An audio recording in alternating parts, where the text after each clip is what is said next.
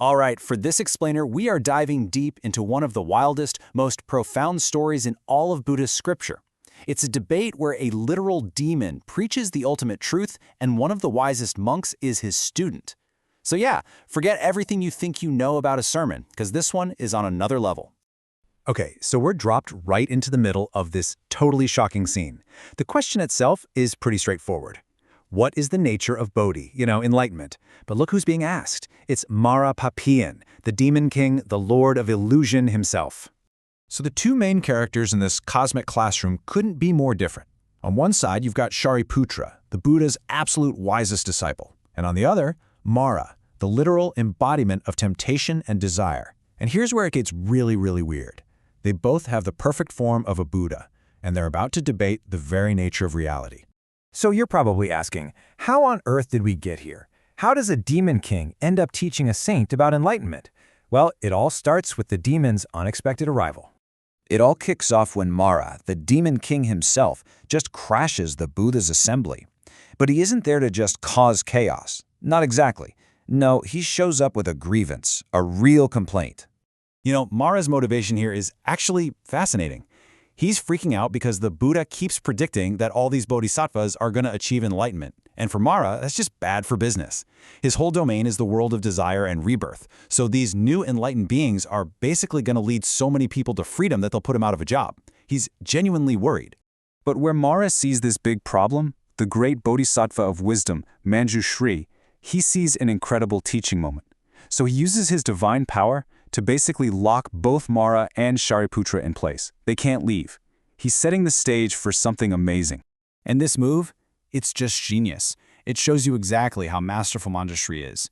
He doesn't just fight Mara or kick him out. Nope. He transforms the very symbol of illusion into a mouthpiece for the highest truth, and he puts the wisest disciple on the same level. He creates this impossible, unforgettable scene to deliver a lesson no one would ever see coming. So that brings us right back to the debate itself.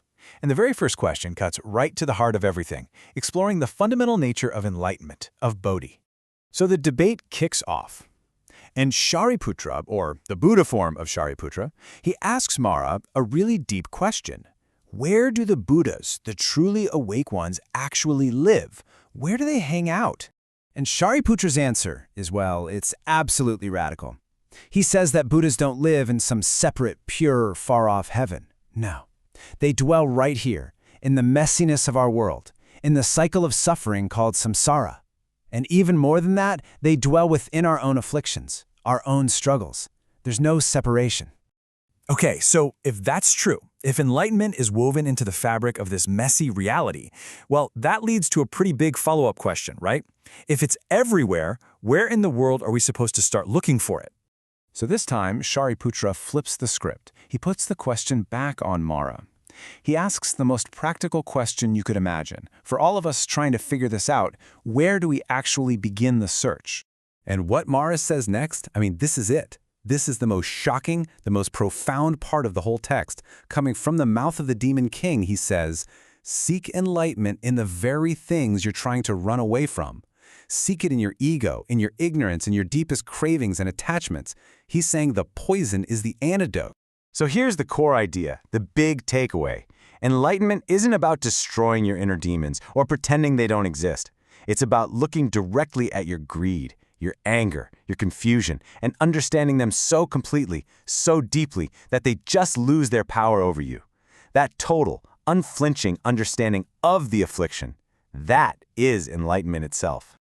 Which brings us to the big why, right? Why go through all this trouble? Why stage this bizarre, paradoxical play with a demon and a disciple dressed up as Buddhas? What's the point? Well, luckily, the sutra itself tells us exactly why. Manjushri set this whole thing up as a very specific lesson for a very specific audience.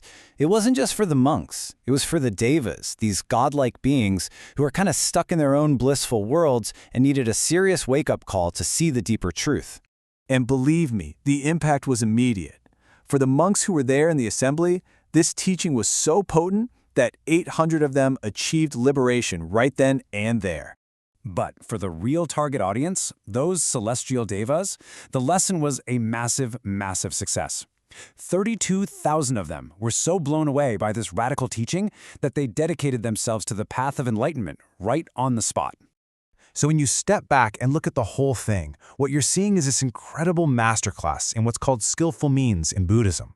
It's the art of tailoring a teaching perfectly to an audience, using whatever it takes, even using a demon as your preacher, to get the message across and awaken their minds. And so, this incredible ancient story leaves us with a really powerful question to think about in our own lives. It asks us to take a hard look at our own struggles, our own inner demons. What if they aren't actually obstacles to be crushed? What if they're the very raw material, the fertile ground, from which our own awakening can grow?